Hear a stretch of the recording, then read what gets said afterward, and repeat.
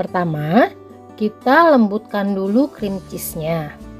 Jadi gunakan cream cheese dengan suhu ruang dan kita lembutkan dengan menggunakan hand whisk.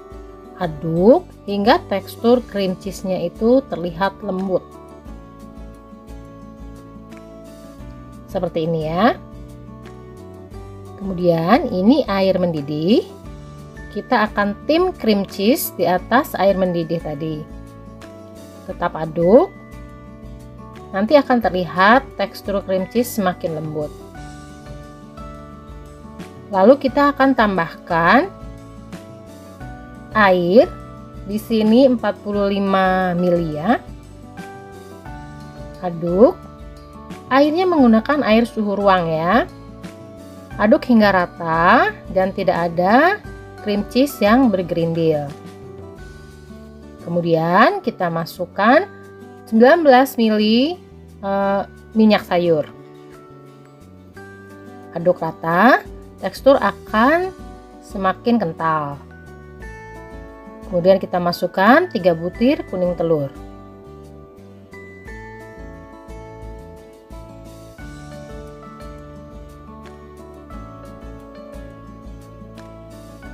Aduk rata hingga kuning telur benar-benar tercampur sepenuhnya.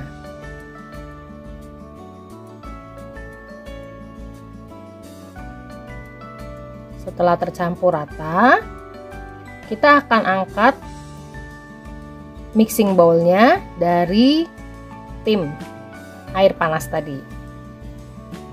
Masukkan tepung terigu 38 gram. Ayak dulu. Di sini saya memakai tepung terigu protein rendah. Ya. Kemudian aduk rata menggunakan hand whisk. Hingga tepung benar-benar larut. Apabila tekstur agak kasar dan bergerindil tepungnya ya, kita bisa saring. Ya, kita saring supaya mendapatkan adonan yang benar-benar lembut dan halus.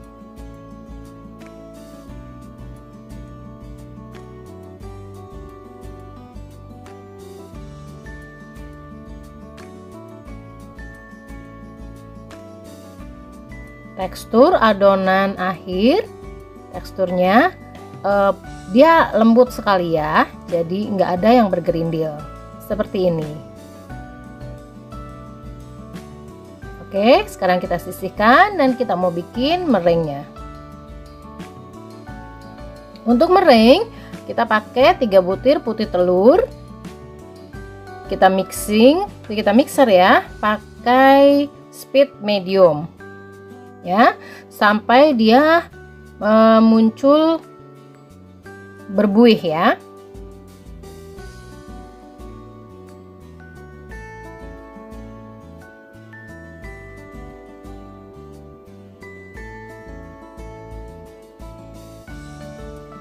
Setelah terlihat buihnya cukup kecil-kecil, lembut ya, kita mau masukkan lemon juice. Kalau nggak ada lemon juice, boleh ganti dengan cuka atau cream of tartar. Tetap mixer di kecepatan medium. Lalu kita akan masukkan gula kastor. Di sini saya pakai 40 gram gula kastor, dibagi dalam 3 tahap. Di sini kita akan mixer putih telur ini hingga konsistensi firm to stiff.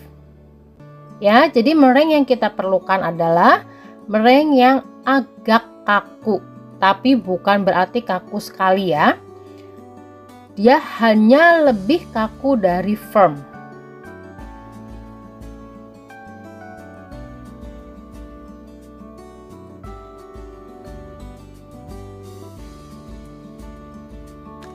Seperti ini ya, saat diangkat dia kaku. Oke, kemudian kita mau bagi meringue ke adonan cream cheese tadi. Ambil kira-kira 2/3 bagian, Kemudian kita aduk balik menggunakan hand whisk.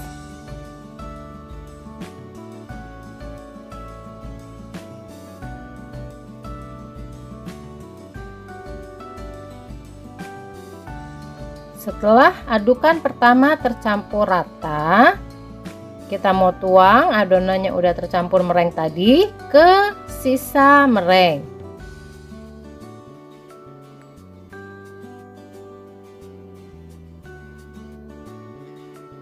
Kemudian kita mau aduk dulu menggunakan hand whisk ya, supaya lebih mudah tercampur.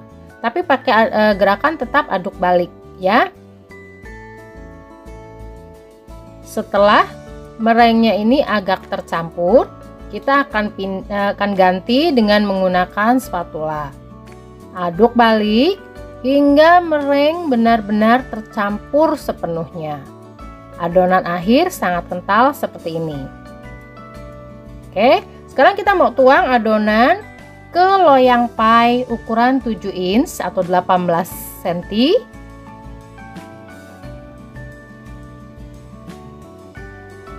Tuang seluruh adonan, usahakan terkumpul di tengah ya. Kemudian dengan bantuan spatula, kita akan rapikan adonan dan mengumpulkannya di tengah.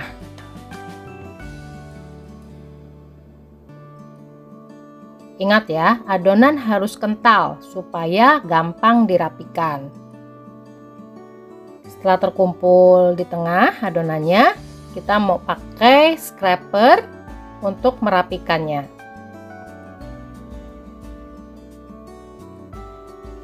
Buat adonan terkumpul di tengah dan membentuk seperti kubah ya. Jadi ngedom di tengah-tengah. Pastikan kita meratakannya dengan rapi supaya nanti hasilnya tidak bergelombang.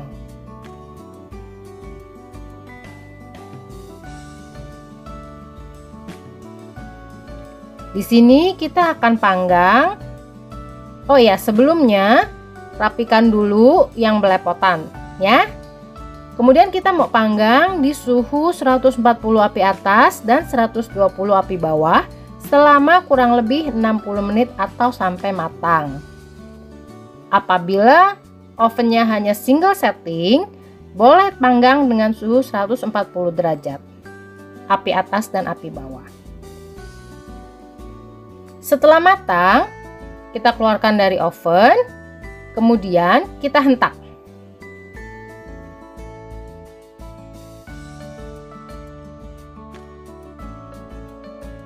Kemudian kita balik dan diamkan hingga benar-benar dingin. Setelah dingin, kita mau unmold. Untuk unmoldnya cukup tekan-tekan saja menggunakan tangan sekeliling ya, memutar.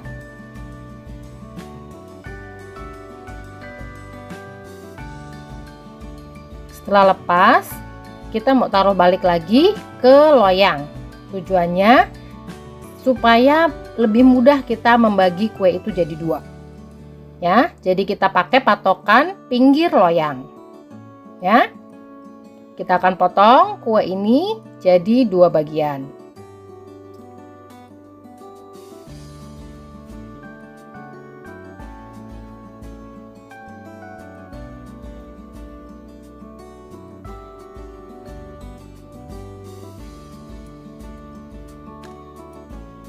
Untuk isiannya, saya memakai whipped cream non dairy.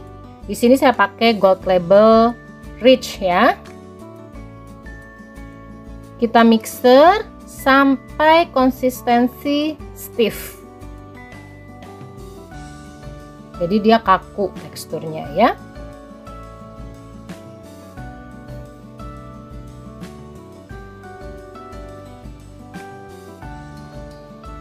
Seperti ini ya.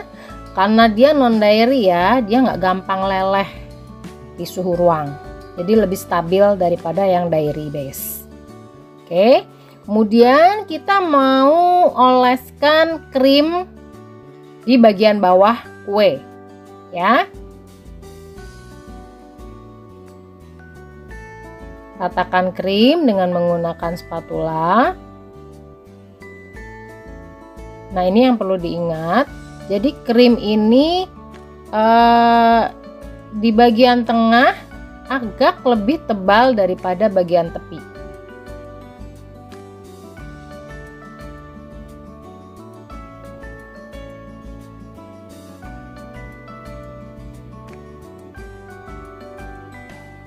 Ratakan ya.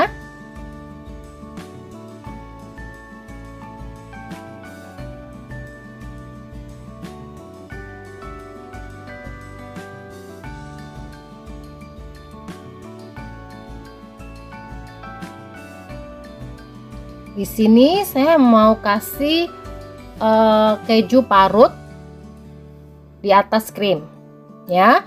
Untuk jumlah keju parutnya seberapa banyak itu bisa disesuaikan dengan selera. Kalau memang suka yang ngeju banget, boleh isi keju parutnya ini lebih banyak. Ya, diratakan kejunya supaya semua bagian kebagian. Ya.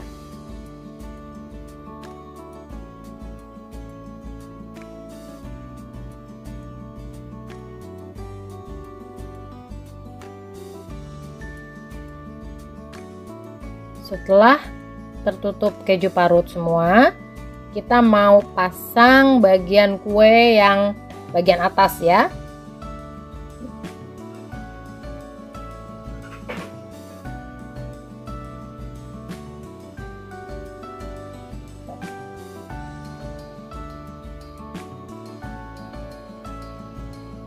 Rapikan bagian tepi-tepinya dengan spatula. Oke, kemudian kita mau simpan dulu di dalam kulkas kurang lebih 1 jam sebelum dipotong. Oke.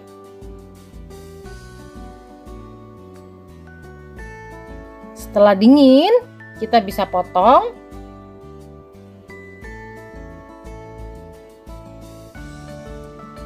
Dan karena krimnya udah set, jadi nggak akan belepotan. Potongannya bisa rapi.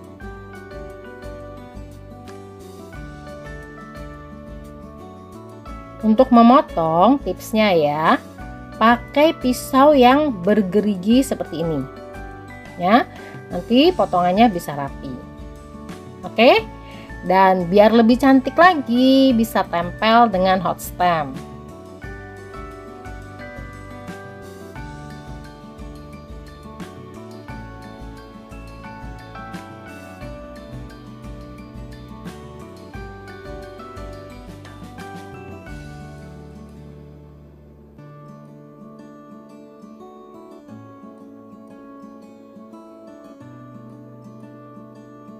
Nah, tekstur kuenya sangat lembut sekali dan sangat enak disajikan dalam keadaan dingin, ya. Bisa dilihat di sini tekstur kuenya, pori-porinya sangat rapat, ya. Jadi nggak bolong-bolong, ya. Dan tekstur kue ini sangat lembut. Oke, Taiwanese Boston Cream Pie rasa keju sudah jadi. Terima kasih sudah menonton. Happy baking!